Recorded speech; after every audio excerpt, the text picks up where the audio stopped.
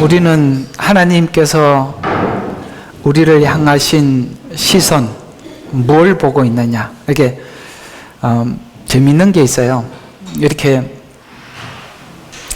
뭔가를 이렇게 누군가를 보고 집에 돌아와서 처음 만난 사람들 이렇게 대화를 하다 보면 저는 참 여성분들이 묻는 그걸 도대체 이해를 못 하겠어요.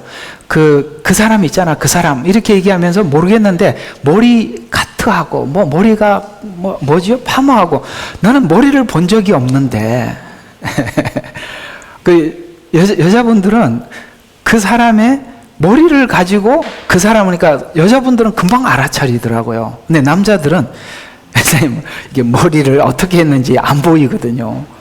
그래서 이게 나중에 이렇게 그렇게 분별을 하는구나. 근데 남자들은 어떻게 할까요? 남자들 아시잖아요. 이렇게 생긴 거 이렇게 얘기를 하든 여성분들은 머리를 이야기하고 남자들은 얼굴을 이렇게 이야기하고 그렇디다. 이해가 가시죠? 제 말. 예. 그래서 똑같은 걸 우리 생활 속에 일어나는 많은 상황들을 우리는 지금을 보고 있고 주님은 마지막을 보고 있고 마지막을 넘어서서 영원을 목적으로 우리의 삶을 이끌어가고 있고 나는 지금 현재만 보고 있고 그러니까 이 시선이 달라서 지금 일어나는 일들을 지금으로만 계속 분석을 하면 알 수가 없어요. 왜냐하면 하나님은 우리가 주님을 만날 그때를 생각하고 우리를 만들어가고 있는데 그래서 주님은 토기장이고 우리는 진흙이야. 그러니까 진흙은 토기장의 손에 뭐로 어떻게 만들어질지 알 수 없는 거죠. 누구 마음대로? 토기장의 마음이죠.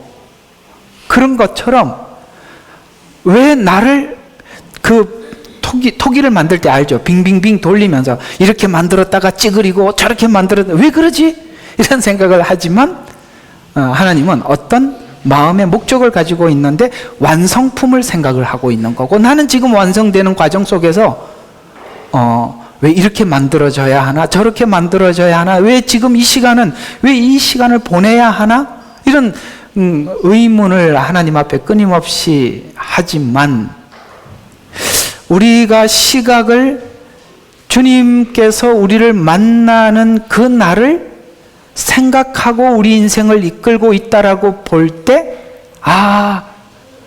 우리는 막연히 어떤 생각을 하게 되냐면 하나님의 어떤 뜻이 있어서 이 일이 벌어졌겠구나.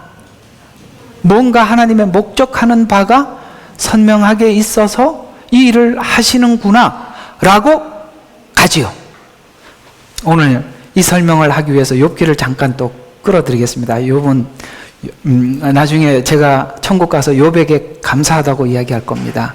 제가 설명할 때마다 당신을 설명을 해서 사람들한테 이해를 많이 시켜서 고맙다고 이야기를 해주고 싶어요. 욥이 그래요. 욥이 이렇게 한번 생각해 봐요. 욥을 하나님께서 뭔가를 만들어 가시려고 하시는데 친구들이 없으면 절대 만들어지지 않아요. 놀랍죠? 그 친구들 때문에 욥이 견디는 거예요. 뿐만 아니라 내가 지금 하나님께서 욥에게 어떤 목적을 가지고 어디까지 데리고 가려고 하는지 욥은 모르고 가거든요. 그런데 가면서 계속 뭡니까? 그 친구들이 욥을 분노하게도 하고 생각하게 하고 하나님을 막 어떻게 합니까? 붙잡으려고 막 몸부림치게도 만들어서 어디가 목적지인지는 모르지만 지금 그 친구들 때문에 이렇게 튕겨나가지 않고 하나님이 주신 그 골목으로 쭉 빠져나가게 만들어주는 거예요. 알아들으셨죠? 욥 친구가 얼마나 중요한지. 여러분 옆에 있는 사람들이 욥 친구들이에요. 그래서 나도 모르게 욥이 가지고 있었던 앞에 있던 의로움들, 그러니까 욥기 앞에 있었던 의로움이란 종교적인 의로움에 불과하죠. 그렇죠? 그 종교적인 의로움이 주님과의 인격적 만남 속에서 새로워진 의가 되기 위해서는 그 친구들이 자꾸 어떻게 합니까? 욥으로 하여금 더 많이 자기 속의 깊이를 보게 하는데, 욥이 그런 말을 할 줄 누가 알았어요? 하나님 저를 왜 만드셨습니까? 내가 왜 태어났던 거? 왜 엄마 젖을 빨았던 거? 이 이야기는 뭐냐면, 여러분 자식들이 하는 말 중에 최고 불효가 뭐냐면, 저를 왜 이 땅에 태어나게 했습니까? 쉽게 말해서 하나님께 뭐라고 해요? 저를 왜 이 땅에 보내서 이 고생하게 하시는 거예요? 이 말을 차마 하나님 앞에 그렇게 직설적으로는 못하고, 내가 왜 태어났던 거? 이렇게 왜 엄마 젖을 빨았던 거? 그때 왜 죽지 않고 살았던 거? 이렇게 하는 거예요. 여러분, 앞에 있는 욥이 과연 그 고난 중에 그 말을 할 거라고 생각했나요? 못했죠. 근데 하잖아요. 우리는 앞에 있었던 그 욥이 그렇게 완전해 보여도 아직 그 속 깊은 곳에 해결해야 될 어떤 것이 있는 거예요. 그래서 그 말을 하게 하는 겁니다. 놀랐죠? 처음 우리가 주님을 만났을 때 죽어도 하나님 앞에 그렇게 안 살 거라고 생각했죠. 근데 어떻습니까? 조그만한 사건 앞에서도 해결할 때 보면 주님이 주시는 방식은 하나도 없고 과거에 있었던 성격 그대로 나타나는 거예요. 바로 그것을 하나님이 다 끄집어내서, 얘야, 오늘 여기 성경 마지막 17장 끝에 봐요. 24절. 들의 모든 나무들이 나 주가 높은 나무를 낮췄고, 아멘. 높은 나무를 낮췄고, 그 다음에 낮은 나무를 높였으며. 보세요. 평상시에 봤을 때는 높은 나무가 높은 나무인 줄 알았는데, 하나님은 누가 높은 나무더라? 낮은 나무가 높은 나무더라는 거예요. 주님이 말씀하셨죠? 나는 섬기는 자로 왔다. 천국에는 누가 크다? 낮은 자가 크다는 거예요. 놀랍게도 나는 섰다고 생각했는데 가장 낮은 나무라는 것을 하나님이 다 벗겨서 보여주시고, 오늘 하나님은 그 작업을 하기 위해서 이렇게 어떻게 하면 장갑을 끼고, 제가 표현 대로 일할 준비하는 게 장갑을 끼고 파들을 걷어 올리고 장화를 신고 한번 진탕에 한번 구불러 보자 하고 어디로 같이 가는 거예요? 바벨론으로 함께 한번 가서 거기서 한번 나하고 같이 굴러보자. 이게 굴리는 거예요. 어때요? 그거 없이 깨끗하게 사시다가 가시겠어요? 네, 그건 다 목욕만 한 것이, 겉만 깨끗하게 한 것이고 옷만 입은 것이지, 주님은 오늘 속을 씻으러 가자. 어디서? 바벨론에서. 바벨론에 오신 것을 축하합니다. 아멘. 바벨론에 온 것을 축하합니다. 우리 같이 이 바벨론에 이제 이스라엘 백성들은 갈 준비를 하고 있는 거예요. 자, 그래서 하나님은 마지막을 보고 지금 준비를 하고 있고, 나는 지금을 보고 있는데 시선을 좀 바꿔야 되겠죠? 자, 믿음의 의지의 대상을 바꾸는 작업은 필연적이에요. 하나님 앞에서. 왜냐하면 우리는 과거에 믿었던 어떤 것들이 있거든요. 그래서 우리는 인생을 살면서 여러 번 실패를 경험하고 내 나름대로 그 실패를, 그 어떤 상황이 왔을 때 그 상황을 해결하는 법을 터득해 놓은 게 있어요. 그죠? 그게 우리 방식들이에요. 이런 사람이 내게 공격해 들어왔을 때는 나는 이렇게 방어를 하고, 저런 상황이 왔을 때 나는 이렇게 방어하고, 이게 내 방식들이 있어요. 그 방식을 하나님이 뒤집겠다는 거죠. 어떻게 뒤집겠다는 것이죠? 하나님이 우리에게 말씀하신 방식으로 바꿔놓겠다. 예, 방식으로. 참 아시죠? 우리 모두 다 대충은 다 알아요. 왜냐하면 얘야, 지금은 입 다물어라, 참아라, 더 말하지 마라 아는데도 머리는 아는데 입이 나와. 그거까지 제어를 하죠. 그래서 야고보서에서 뭐라고 말했다고요? 언어를 제어하면 그보다 더 큰 경건은 없다. 이렇게 말씀하고 있는 것이죠. 그러니까 항상 그게 문제예요. 그러니까 머리로는 아는데 행동으로는 안 돼. 그래서 나중에는 후회하고 일이 더 커지고, 그래서 그때 내가 왜 그랬던 거 이렇게 하잖아요. 우리가 삶의 방식을 바꾼다는 것은 믿음이라는 건 좀 추상적인 이야기 같아 보이지만, 그 믿음이 바뀐다는 것은 의지의 대상이 바뀐다는 것인데, 의지가 과거에는 내 방식이 나를 방어하는 의지였다면 이제는 하나님께서 예를 들어서 원수를 축복하라는 말이 믿음이 되어서 그 방식을 실제 삶에 동원하는 거예요. 그게 바로 믿음의 방식이 바뀌는 거거든요. 그래서 이 바벨론 포로 생활은 지금 이스라엘 백성들 앞에 눈앞에 있는데 참 당황스러운 일이지요. 정말 당황스럽죠. 왜 이게, 나 주님 만났을 때 천국이었는데 웬 바벨론에 갔다 와야 됩니까? 그래서 지금 이스라엘 그 선지자들이 하나님 앞에 의아하게 다시 질문했던 게 그거예요. 왜 바벨론에 왜 우리가 또 갔다 와야 되죠? 여러분, 이 다니엘서를 보면 9장 10장 이쪽에 들어가 보면 다니엘이 이스라엘 백성들을 위해서 중보기도 하잖아요. 중보기도를 하고 딱 어떤 답을 하나님이 주시냐면, 이 바벨론 포로 생활의 70년이라는 한정된 시간을 깨닫고 자유함을 받아. 그러니까 너무 좋았어요. 근데 하나님이 한마디 더 하시는 거예요. 이 일이 한일의 때 한 번 더 올 거라는 거예요. 그래서 여러분, 거기 보면 내가 맥이 빠지고 힘이 빠져서 그런 거 읽어보셨어요? 그건요, 단순히 하나님의 영이 임했다라는 차원도 있지만은 그 말이 다니엘에게 너무 큰 충격이었던 거예요. 이게 얼마나 고통스러웠던 70년 시간이었는데, 이것이 내 도성과 내 민족을 위해서 한 번 더 준비했다는, 또 있다는 이 말을 듣고 이 다니엘이 혼이 빠져나간 거예요. 하나님, 또 있다고요?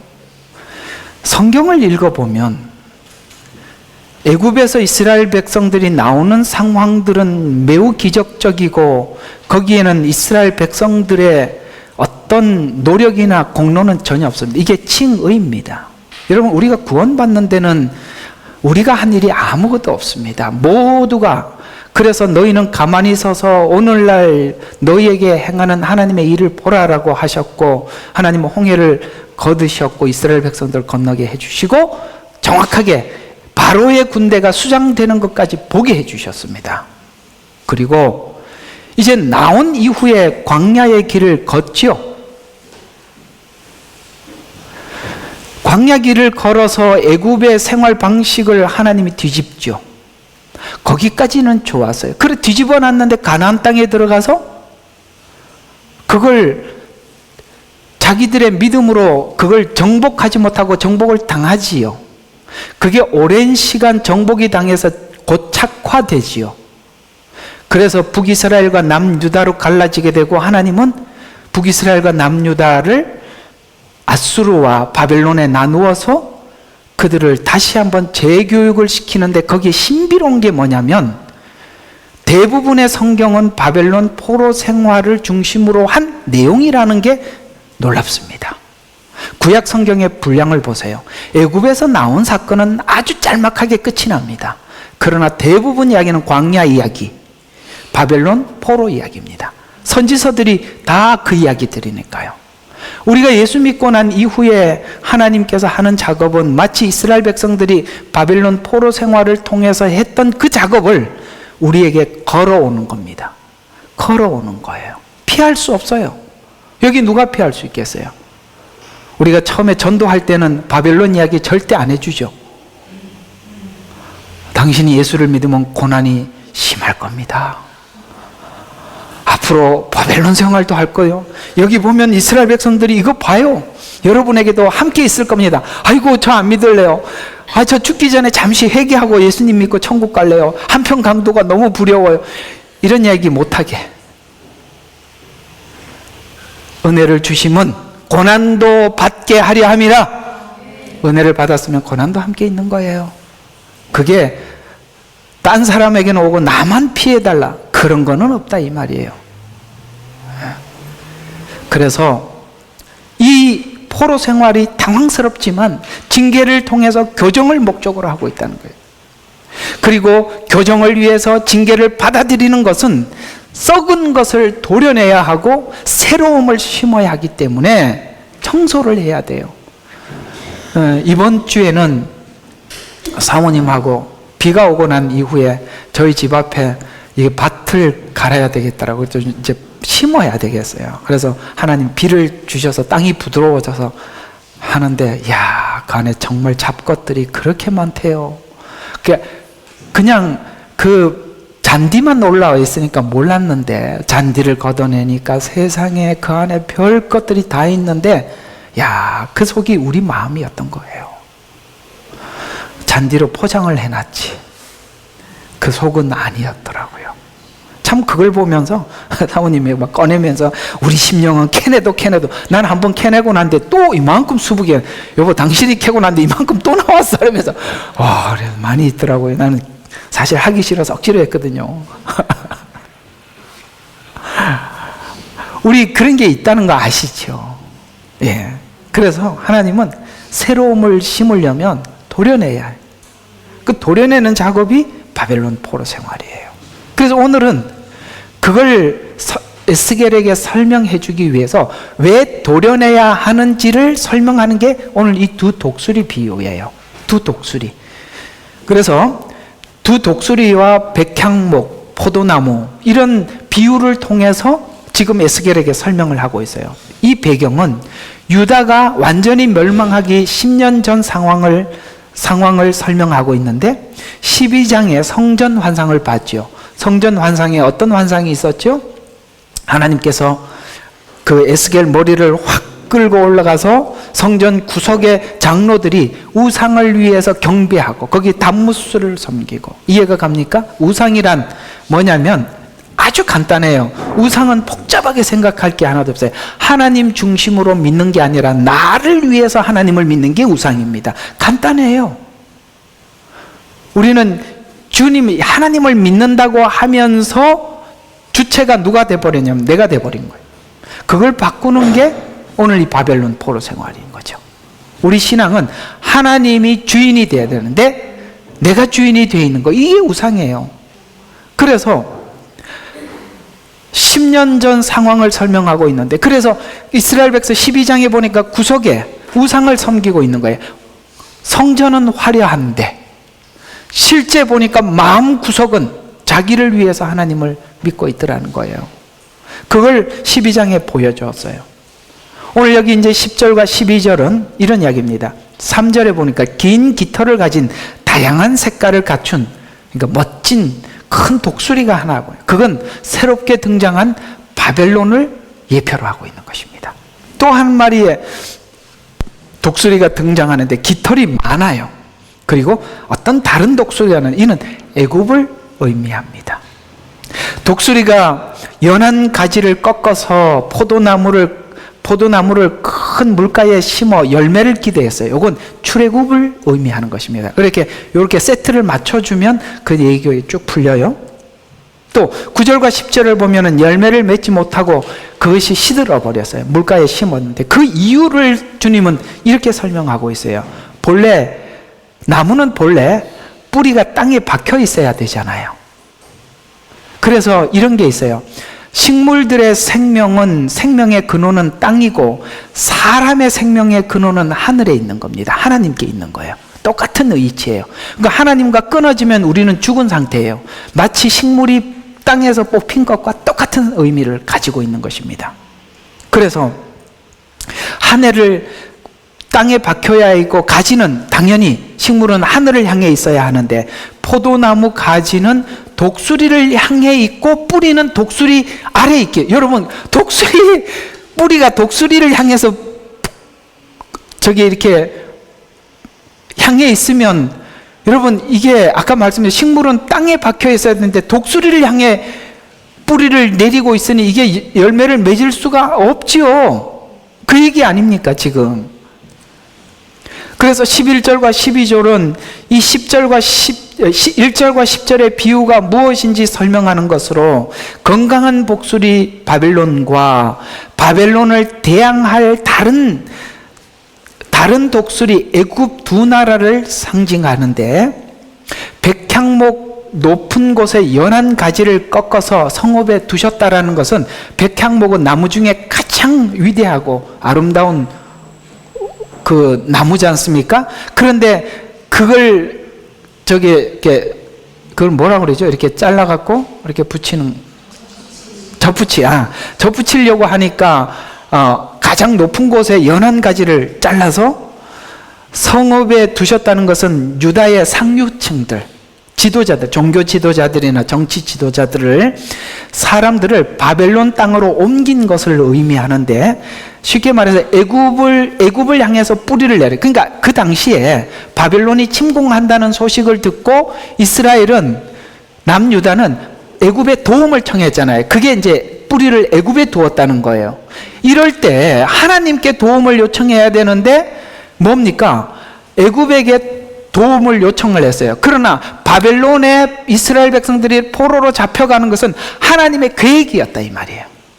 그래서 거기 가서 새롭게 만들어서 연한 가지, 그 종교 지도자들이나 지금 타락한 정치 종교 지도자들이 아니라 거기 갔다 와서 새롭게 하려고, 이게 하나님이 허락한 시간이란 말이에요.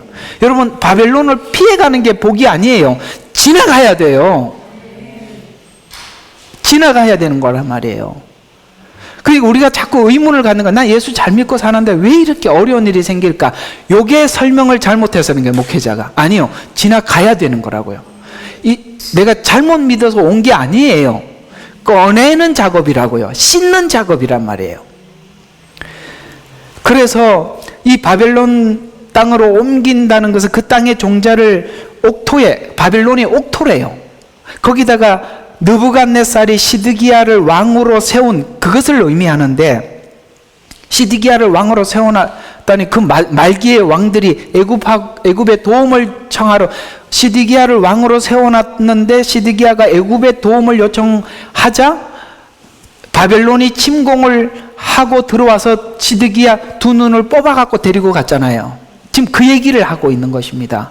그건 지금 에레미야가 계속 하는 말이 뭐냐면, 너희가 바벨론이 하나님께서 바벨론을 통해서 우리의 죄악을 고치기 위해 이 일을 허락했으니까 너희는 이걸 순히 받으라라고 했는데, 이 백성들은 이 에레미야를 매국노 취급을 하고 반역자 취급을 했단 말이에요.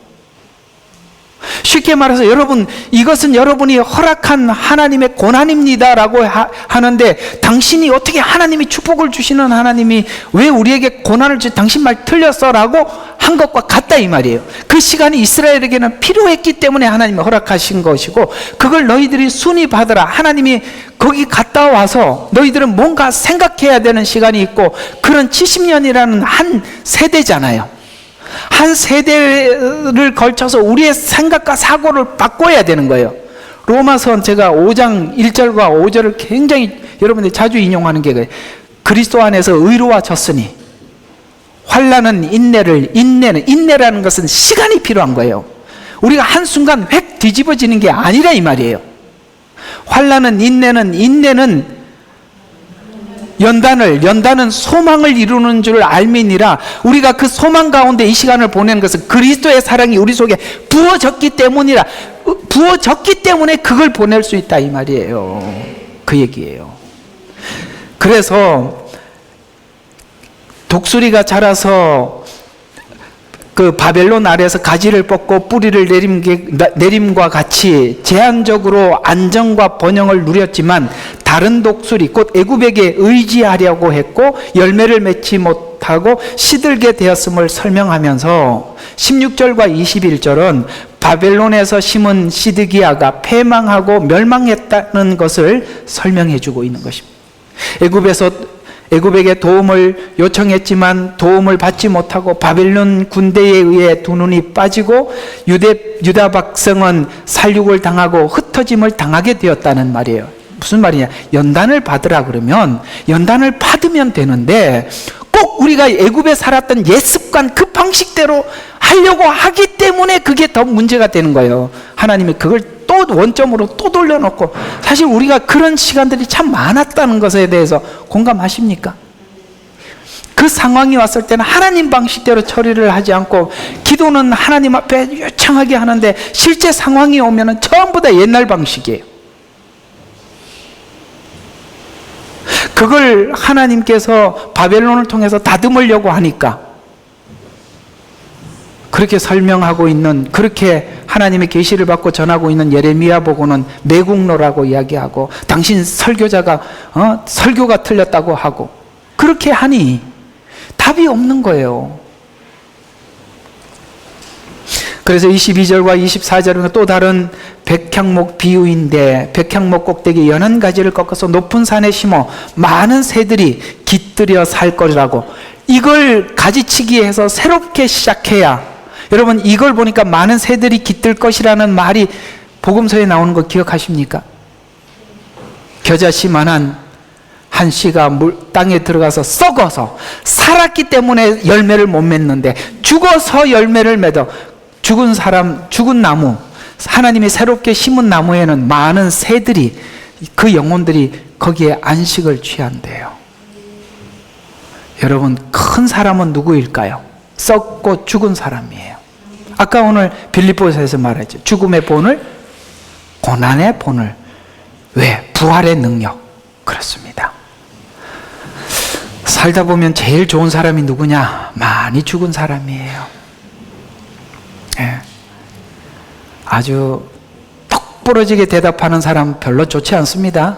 누가 답을 몰라서 묻는 게 아니에요. 이걸 아셔야 돼요. 제가 한 가지 권면을 해드리면, 사람들은 대부분 자기 문제를 알고 자기와 싸우고 있어요.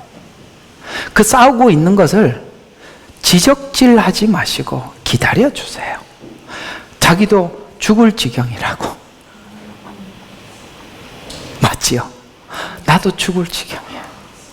하나님 앞에 죄스러워서 견딜 수가 없어. 거기다가 한마디 콕 찔러버리면, 기도해 줄게. 우리 하나님 능치 못한 일이 없으시잖아. 아이고, 나도 옛날에 그래서, 나도 지금 싸우고 있는 중이야. 이렇게 해서 동치가 있음을 알려줘야지. 너 아직도 거기밖에 못 나오냐? 아이고, 뭐해? 수영해. 힘 더 내. 누가 힘을 못 내서 그렇습니까? 죽을 지경이라서 고생하고 있잖아요. 알잖아요. 아예 모르는 사람들에게는 말할 필요가 있지만, 그러나 그걸 씨름하는 사람에게는, 자, 우리 잘해보자. 기도해 줄게. 우리 함께 손잡고 가보자. 이것이 우리 그리스도 안에서 있는 우리들 안에, 오늘 순두개와 유오디아에게 권하노니, 아시겠죠? 그 얘기 아니겠습니까?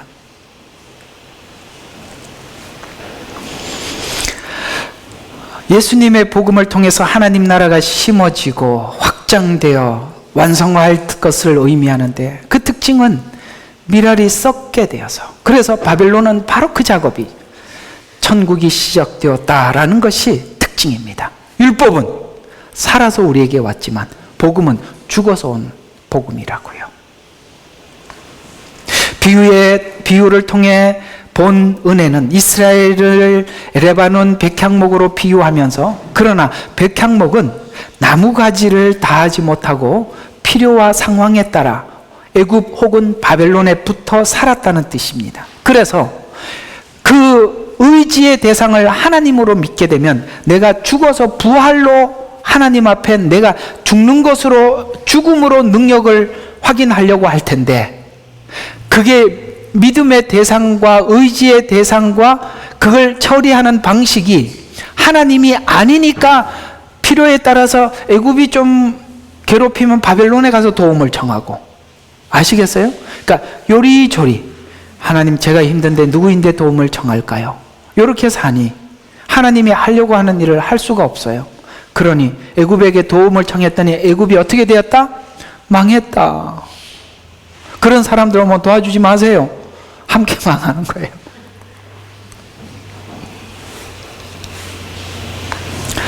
우리가 인간적인 방법을 수도 없이 동원하면 우리는 썩을 수 없어요. 이스라엘은 백향목과 같이 타민족에 비해서 부요했었어요. 그런데 지금 이 모양이 됐다고요. 성소가 있었습니다. 율법이 있었습니다. 하나님의 약속이 있고, 다윗 왕 때는 통일 왕국을 이루어서 가장 강성한 나라였고, 바벨론 때는, 아니 솔로몬 때는 하나님께서 솔로몬에게 준 지혜로 모든 사람들이 정말 갈망하고 소원하는 그런 나라였었습니다. 그랬으나 이 모든 것을 공급해 주시는 하나님을 바라보지 않고 정치적인, 보세요, 번영과 안정, 이게 문제인 거예요. 여러분, 그리스도 예수 안에서 여러분이 안정감을 위해서 예수님을 믿습니까? 참 그런 분들도 있어요. 주일날 교회 예배 안 가면 찜찜해서 교회 다니고, 그러니까 어떤 교회를 찾아다니면 빨리 끝내주는 교회, 모임 없는 교회, 편하게 해주는 교회. 참, 그래서 내가 참 옛날에 있었던 일이지만 어떤 전도사님이 강남에다가 교회를 개척을 하고 딱 20-30분 안에 모든 예배를 다 마치고, 그 다음에 골프회, 낚시, 등산 뭐 이렇게 딱 만들어 놓고 다 예배 올 때 아침 일찍 예배하니까 차에다 골프채, 그 다음에 뭐 낚싯대 들고 와가지고 예배 20분 간단하게 드리고, 자 오늘은 자 이제 갑시다 이래갖고 막 친교 이래갖고 다 그런 데 찾아다니는 거야. 종교인들. 이해가 가세요? 예. 안정과 번영.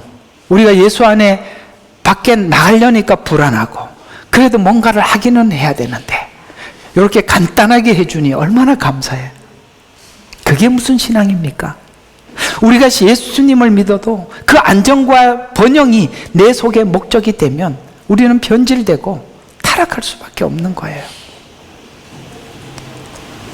바벨론 왕을 하나님께서 막대기와 같이 사용했습니다. 그렇다면 바벨론을 통한 징계를 받아들이는 것은 하나님의 징계를 달게 받는 것이라고 할 수 있는 것입니다. 아멘이시죠?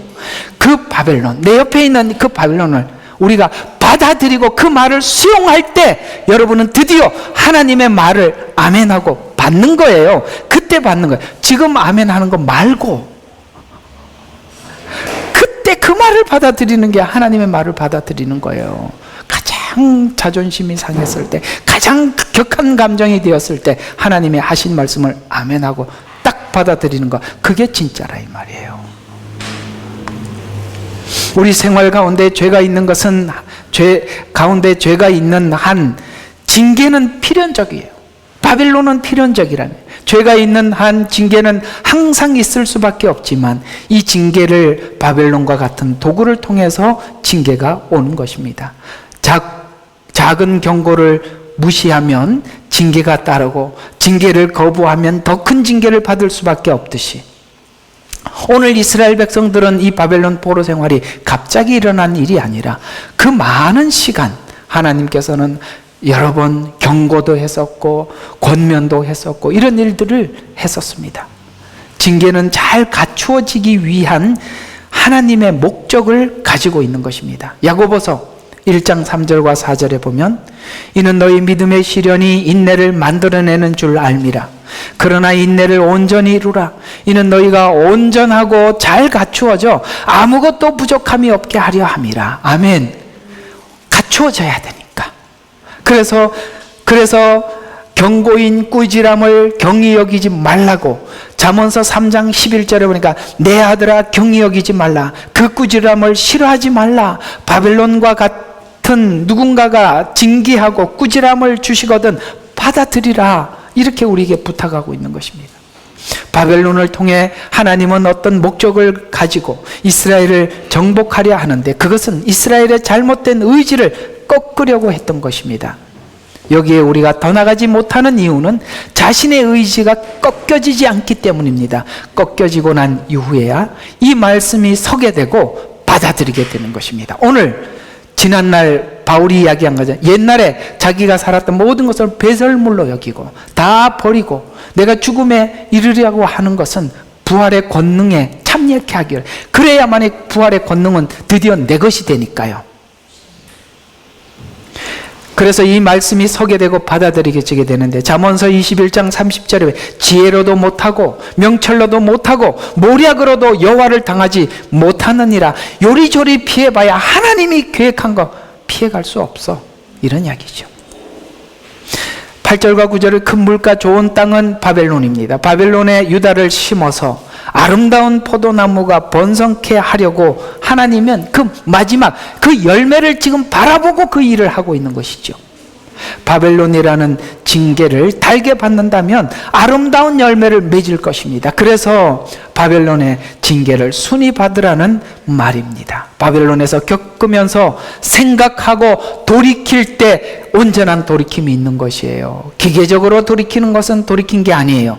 내가 왜 돌이켜야 하는지 수긍하고 돌이키는 것이 진짜니까요. 이스라엘은 바벨론에서 이런 경험을 하게 되는데요. 역대하 12장 8절에 보니까 그러나 그들이 시삭의 종이 되어, 이 시삭은 바로 바벨론의 왕을 지칭하는 것입니다. 나를 섬기는 것과 세상 나라를 섬기는 것이 어떠한지 알게 되리라. 잔인하지요. 세상은 잔인해요. 그러나 하나님은 얼마나 긍휼이 많으시고 자비로우신지 그 둘을 비교해야 아니까. 바벨론의 징계를 달게 순하게 받는다면 이 경험을 통해 하나님께 뿌리를 내려 아름다운 열매를 맺게 될 것입니다. 그러나 이 징계를 받지 않으려고 애굽에 의지한 것이 더 큰 화를 불러오게 만들었던 것입니다. 애굽을 향해 뿌리를 내린 포도나무는 번성할 수 없습니다. 징계를 받을 때 우리는 애굽을 찾아 도움을 청합니다. 그러면 열매는커녕 뿌리까지 마른다고 말씀하고 있어요. 이 지경까지 오게 된 과정에는 여러 번의 경고, 여러 번의 징계 걸쳐서 하지 말라는 것이 있었고 열매가 없던 것을 실제 확인했었죠. 이 이야기야. 저에게도 동일하죠. 고집 부려서 자기 방식대로 하다가 나중에 열매 맺지 못하고 잃어버린 거, 여러분 우리는 가깝게 늘 언제나 항상 경험했던 일이지요. 그걸 통해서 우리 마음속에 한 가지 쌓이는 것이 있다면, 야, 다음번에는 이런 문제가 오면 하나님 방식대로 처리하자. 내가 이거 하다가 골탕 엄청 먹었다. 여기에 같이 아멘 좀 해봐요. 예, 나만 그런 거 같잖아요. 우리 모두 공감하는 일들 아니에요. 야, 이래갖고 잃어버리고 손해본 게 한두 가지예요. 그러면서도 다음에 오면은 그 자기 성질을 못 이겨갖고 또 하네. 자, 그래서 이 시간까지, 그래서 우리가 말라는 열매가 없는 것을 안타까워한다면 스스로 징계를 큰 소리로 받아들여야 하는 것입니다. 이스라엘은 바벨론이나 애굽과 같은 나라가 아니라 하나님께 속한, 저와 여러분은 하나님께 속한 존재이기 때문에 하나님께서 그 간섭하시는 간섭에 누구도 벗어날 수가 없기 때문에 그런 겁니다. 오늘 이게 설교를 하다 보니까 이런 생각이 문득 지나가네요. 어떤 목사님이 그 고난에 대한 설교를 쭉 강해를 하려고 그러는데 사모님이 와서 그런 이야기를 하더래요. 이제 어떤 강의를 끝나고 다음 강의를 하려는데 고난과 연관된 설교를 하려고 그러는데 사모님이, 여보 좀 신나는 설교 좀 해줘. 왜냐면 여보 당신이 설교하는 대로 교회 분위기가 되더라. 그래서 고난을 설교를 하니까 성도들이 다 고난에 처하고 그것 때문에 막 교회가 힘들더라는 거예요. 그러니 여보 이제는 좀 그런 이야기 하지 말고 좀 신나는 게 뭐가 없을까? 생각을 해봤는데 제가 눈을 뜨고 뒤집어 봐도요 신나는 게 없어요. 다 죽으라는 이야기밖에 없어요. 그러니까 제가 어디 본문을 선택하겠어요? 사사기 할까요? 이거 더 살벌해요. 그나마 에스겔은 우리가 종말을 이해하는 데 도움이 됩니다. 사사기처럼 사사기 강해를 딱 들어가면요, 이거 언제 빨리 끝나나 이런 생각이 설교하는 사람이 저절로 든다니까요. 그러니까 제가 사사기 안 하는 것만 해도 감사하게 생각하세요. 근데 제가 이 설교를 해보면 여러분의 삶 속에 그게 반드시 와요. 왜냐하면 주일날 답을 줘야 되니까. 나는 여러분들이 다음 주 설교를 쭉 보면 여러분들에게 보통 어떤 일이 일어날지 감이 와요. 그러니 내가 그러잖아요. 아까 바벨론에 온 걸 축하한다고. 감사한 일이죠. 이건 뭘 이야기하느냐면 하나님이 지금 간섭하고 있다는 거예요. 그러면 안심하세요. 뭔가를 만들어가고 있는 거예요. 그 완성품에 대해서는 내가 어떤 완성이 될지는 잘 몰라. 그러나 늘 하나님께서 사건이 있고 답을 계속 주거니 받거니 하고 있다는 것은 지금 하나님 안에서 뭔가가 진행 중이라는 거죠. 근데 주님 손에 들어가면 멋지게 나온다는 거 아시죠? 여러분들은 어떤 사람일까? 저도 많이 기대해요. 저 사람 주님 만나서 딱 바뀌면 도대체 어떤 사람이 될까? 이런 생각이 든단 말이죠. 예, 분명히 멋있는 사람이 될 겁니다. 저도 생각할 때는 정말 별 볼 일 없는 인간이었는데 주님 만나서 그나마 이렇게 된 거죠.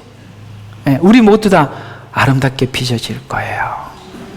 여러분 속에 있는 그 하나님을 향한 그 열정들, 그 사랑들이 하나님 앞에 어떻게 표출될지 아마 여러분 자신도 모를걸요? 그때 돼보면 내가 이렇게 괜찮은 사람이었나? 라는 생각이 들 겁니다. 역시 우리 하나님은 토기장이세요. 그런 날을 기대하는 것입니다. 그래서 오늘 이번 주 설교가 이런 설교라 혹시나 했더니 역시나였습니다. 자, 하나님께 속한 사람들은 시냇가에 심은 나무가 되어서 그 뿌리를 하나님께 내릴 때 진정한 안정, 애굽에 의지하는 것이 아니라 하나님께 뿌리를 내릴 때 진정한 안정, 그게 시편 23편이죠. 우리는 물가에 심었고 하나님의 영양을 공급을 받고 거기서 안정과 평화를 누리는 것입니다. 하나님께, 그래서 이 징계가 하나님께 뿌리를 내리게 만드는 하나님의 계획이었다. 징계도 경고도 순종할 줄 아는 것이 진정한 순종입니다. 에스겔서는 이스라엘의 마지막 때에 대한 경고가 많이 있어요. 동일하게 마지막 때를 가늠해 볼 수 있는 내용으로서 하나님의 심판은 이미 여러 번 경고했고 여러 번의 징계 같은 조짐이 많이 있었습니다. 그러나 자신들의 번영과 안정의 목적을 두기 때문에 이 마지막 때 요한계시록에 말씀하고 있는 이 내용들을 보지 못하는 거예요. 어떻게 하면은 하나님 어디에 숨어야 돼요? 어떻게 도망가야 돼요? 안정. 여기에 이걸 목적을 두고 요한계시록을 보면 보이지 않는다 이 말이에요. 좀 이스라엘 백성들은 거기 들어갔다 와야 새로워진다고 했는데 자기들의 안정을 추구하다 보니까 애굽의 도움을 청하게 되잖아요. 하나님의 말씀은 우리 속에 안정과 번영이 목적이 되고 소망이 되면 안 보이는 거예요. 15절에 보니까 시드기야가 애굽의 말과 군대를 의지합니다. 왜? 거기는 그게 있었거든요. 그래서 바벨론의 징계로부터 벗어나고자 했습니다. 즉 자기들은 하나님의 선민이다. 누구도 우리를 침범할 수 없다라는 이 주체의식이 너무 강해서 바벨론의 징계를 받지 못한 것이 문제가 된 것입니다. 우리가 싫어하는 이방인을 통해서도 말씀하시기도 하고 하나님은 자연과 미물을 통해서도 말씀하시는 말을 우리가 들을 수 있어야 하는 것입니다. 진정한 의미의 선은 하나님을 경외하는 것입니다. 악은 하나님을 거역하는 것입니다. 하나님을 경외한다면 자신이 싫어하는 바벨론을 통해서 오는 징계와 미래 계획을 있음을 알고 그것을 우리가 받아들이는 것입니다. 받아들이라. 자, 이건 여러분들에게 고백을 받고 가야 되겠습니다. 하나님께서 여러분에게 하시는 말씀들을 받아들이라. 받아들여야 돼요. 그게 하나님을 경외하는 거예요. 이런 일들이 반복되면, 받아들이는 일을 거역하게 되면 악이 깊어지고 하나님을 향한 경외감이 물러가고 서서히 떠나가게 되고 나중에는 나는 그래도 예수님 만난 적이 있어 라는 이 주체의식만 남은 정말 말라버린 포도나무 같은 종교인이 되고 마는 것입니다. 17장에서 우리에게 주시려는 교훈은 백향목 같은 다윗 왕가로 시작한 이스라엘이 다윗의 영광은 다 소진되고 큰 독수리 바벨론에 의해서 순환을 겪고 난 이후에 백향목이 아니라 드디어 포도나무로 자랐다라고 우리에게 말씀하고 있는 것입니다. 하나님은 우리에게 열매를 요구하기 때문에 포도나무라고 말씀하고 있는 것입니다. 백향목 같은 과거의 그 다윗의 영화, 솔로몬의 그 영화로움, 그 백향목 같은 영화는 상실하고 바벨론에 임명된 분봉왕에 지나지 않는 시드기야. 이스라엘은 이때 소망을 가지는 이유는 경험하고 겪고 새로운 시대를 가질 수 있기 때문에 하나님은 그곳에 함께 가자 하고 장갑을 끼고 팔을 걷어붙이고 하나님도 함께 이 일에 참여하는 것입니다. 우리는 이런 기대를 가져야 하는 것입니다. 어떤 기대? 오늘 21절과 22절에 보면 백향목 꼭대기에 높은 가지를 꺾어서 우뚝 솟은 산에 심을 것이라는 미래의 계획입니다. 이스라엘에게 구주가 나셔서 몰락한 다윗 왕가를 영원히 회복시킬 것이라는 예언입니다. 할렐루야. 그 무너진 이스라엘, 그리고 예수님이 오셨을 때 다윗 왕가는 정말 별 볼 일 없어였어요. 요셉이 뭐 했어요? 그냥 목수쟁이. 할아버지는 누구? 다윗인데. 이스라엘은 나라도 로마의 속국이었고 다윗 왕가도 목수에 지나지 않는 그곳에 주님은 오셔서 거기서 시작. 그래서 하나님의 시작은 항상 작게, 보이지 않게, 겨자씨만큼 작게 시작하는데 그 시작점을 우리가 알 수 없어요. 하나님, 우리는 큰 걸 만들어 놓고 하나님, 제가 이만큼 굴려왔으니까 눈덩이를 하나님 이제는 굴려보시죠. 제가 이만큼 굴려왔거든요. 하나님 다 부수시고 없는 데서 있는 것 같이 이삭의 시작입니다. 여러분, 이삭은 하나님의 씨앗의 출발인데 실제 우리는 만들 수 없는 것에서 시작하셨어요. 그래서 하나님께서 우리가 만들 수 있는 모든 요소들을 다 지우시고 예수 그리스도라는 씨앗으로부터 출발하는 것입니다. 하나님의 징계는 현재가 아닌 영원으로 모든 계획은 진행이 됩니다. 지금 징계를 듣지 않는 이유는 우리는 지금을 보고 있고 하나님은 영원을 보고 있어서 이제는 우리 시선이 영원이라는 하나님의 초점에 맞춰줄 때 우리에게 무엇을 주든지 받아들이게 되는 것입니다. 육적 아브라함의 후손이 아닌 영적 아브라함의 후손을 만들어내는 능력, 이것이 하나님께서 당신의 자녀들을 대하는 방식입니다. 결론입니다.